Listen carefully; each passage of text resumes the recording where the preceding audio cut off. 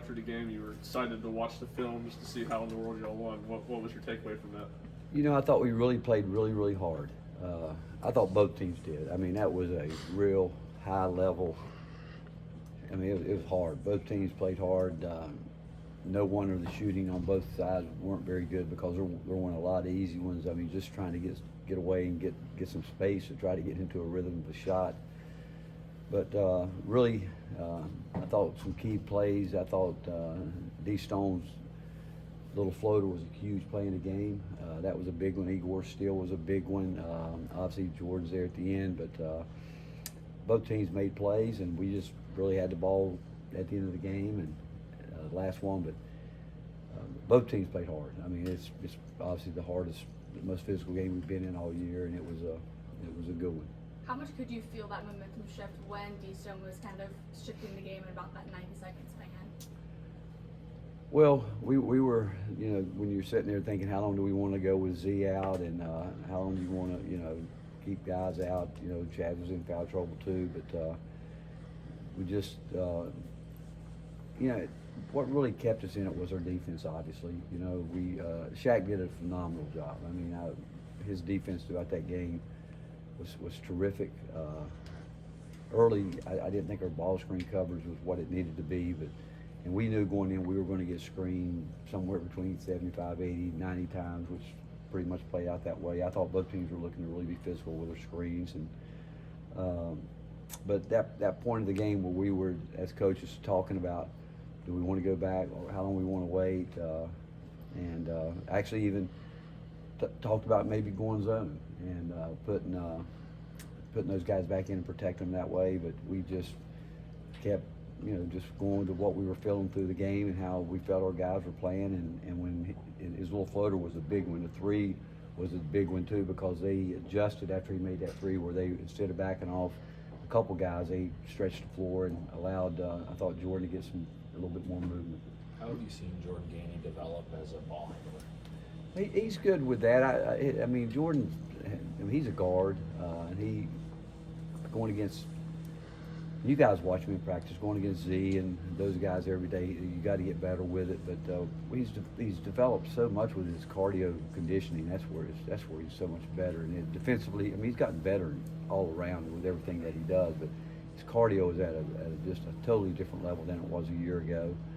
And going back to that point about that stretch there, Bishop, he made some big time plays. I mean, his offensive rebounds, defensively forced a turnover we didn't handle the coverage, but he stayed into play, and a walk was created from it. But all those guys, those were critical moments, and those guys proved they were ready for that moment.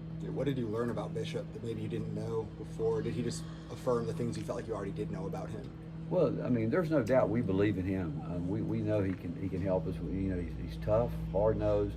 I thought he played offensively at a pace that we've always wanted to, and he's never done it. I mean, he's always been a little bit too sped up in practice and games, but the pace and the focus he had going in, I mean, he knew exactly what he wanted to get done out there, and that was when we were really playing through Jordan, and he did a great job using his dribble to attack space. I told him yesterday, didn't mess with the ball, didn't put it behind his back, didn't try to overdo anything, just got the ball where it needed to be, delivered the ball where it needed to be delivered. And defensively, I mean, he half of his problem on defense, he's so locked in and wanting to play so hard. He's anxious and he gets himself out of position. But I thought, again, I just really impressed with his poise and his demeanor and really the tempo that he played with. Last week was pretty hectic with going to New York, going to Illinois. What do you feel like you learned about your team last week?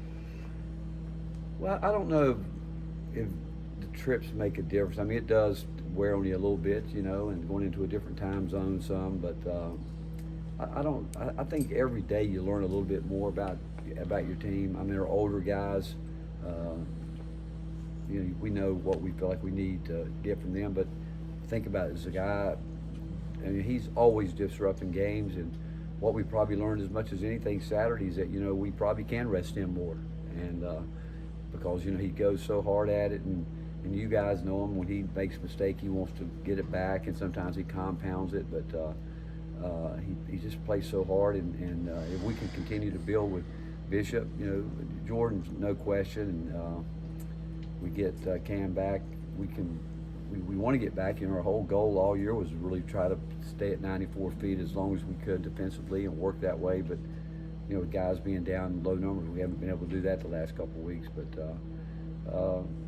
I just think what we've learned, and I'm not just saying this, we know watching film yesterday, there's a lot of areas that we've got to get better with, and more consistent, and it goes more to probably individual players, knowing what we point out to them where they've got to take it up to, and it's everybody. I said to them yesterday, it's coaches getting better, players getting better, and when you're in December, you've got to be real and look at film and realize, hey, we've done this or that, but we've got a long way to go to get where we need to be. Coach, you guys got ranked at #1, but you hadn't been in one like that. How much, when you talk about team building, chemistry, when Igor and Chaz, go through that and win, how much does that help, those guys? Well, I think it will. I mean, because again, just I think our guys have really shown the utmost respect for our opponents and getting in their preparation, getting ready. Again, we'll do it again today, getting ready for Western Carolina tomorrow. They've done that. I mean, every game they've had great respect for our opponent, knowing that, and that's something we talked about yesterday, where shoot around, you can tell it's the consistency of Zakai and really Jemiah, where they're talking and trying to explain to guys why we do it this way. And I actually said to a couple of them yesterday during film, hey, you guys are going to have to understand the importance of what we're doing with these scouts. And you listen to these guys, you see why they're on top of it, you hear their communication during the game. And that's an area that we've got to get better with guys. And it was really, Bishop has really improved there quickly, understanding that his prep, not just on the court, but off the court, is important. Felix kind of.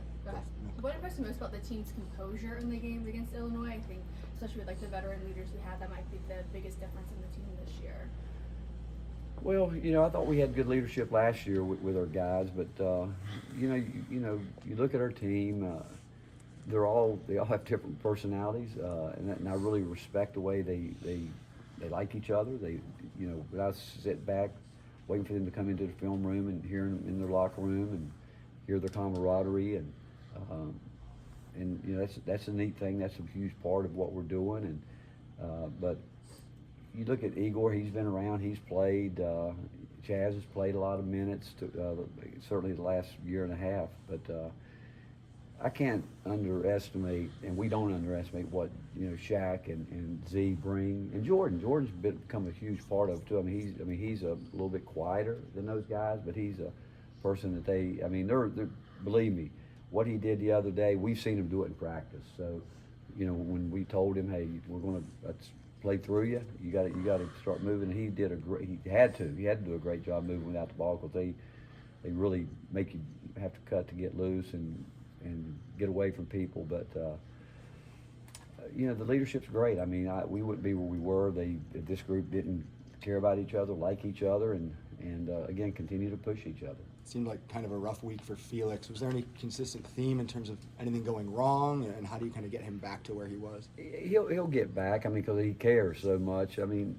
I think sometimes we've seen players go through it, and we'll have some more guys at this year at some point in time go through some struggles. I mean, was really proud that Igor missed a lot of shots, but he kept taking his open shots. I mean, so it's just a matter of time. You feel he's going to snap out of that himself. But the same with Felix. Again, he's maybe a little anxious right now because he's hard on himself, and he's wanting to be aggressive. And this first foul, he just overly aggressively on it. Ball screen, late getting out there and hit. Those are the things where he can fix that. He can clean that up, and he will. What are the points of emphasis these final 3 games before getting into Getting better. It is. It's about every day. It's a day. It's the process we go through the day. We came in yesterday and started our what we always do: scrub out the last game, then get ready. We started prep on this one yesterday and continue today. And we're not just talking about the team. It's individual.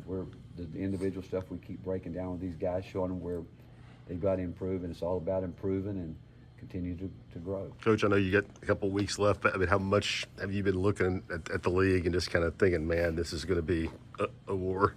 Well, it is. I think every league is. This one, it's kind of historic what this league's doing right now, and obviously, I can't imagine it ever being a better preseason run from any league in a long, long time. What the SEC has done, but it's great for us because now you're thinking about postseason. How many maybe games you could be under 500 and still be in the tournament because what's happening in the non-league and what that might play out with the strength of schedules and the way we've competed against outside conferences. But it's going to be brutal. It is. There's no doubt about it. And we've got teams in the league that have certainly had good, the teams I've watched, I've been impressed with every team in our league, every team. And I haven't had a chance to see them all. But and it's been spotty when I've been able to see them, obviously. But this league is what it's done right now is really phenomenal. You say you schedule Last one. with a purpose. What does Western Carolina bring that can help you guys, and what was the purpose of this game? Well, you look at every team in the country. If you follow schedules, everybody's going to have what we call bye games, and I think go into those games one. We try to do that. We put a lot of thought into that, making sure we can try to, get something out of it, and obviously, and we know this, and we tell our team, every team we schedule, if we're not ready to play, we can get beat, and we believe that.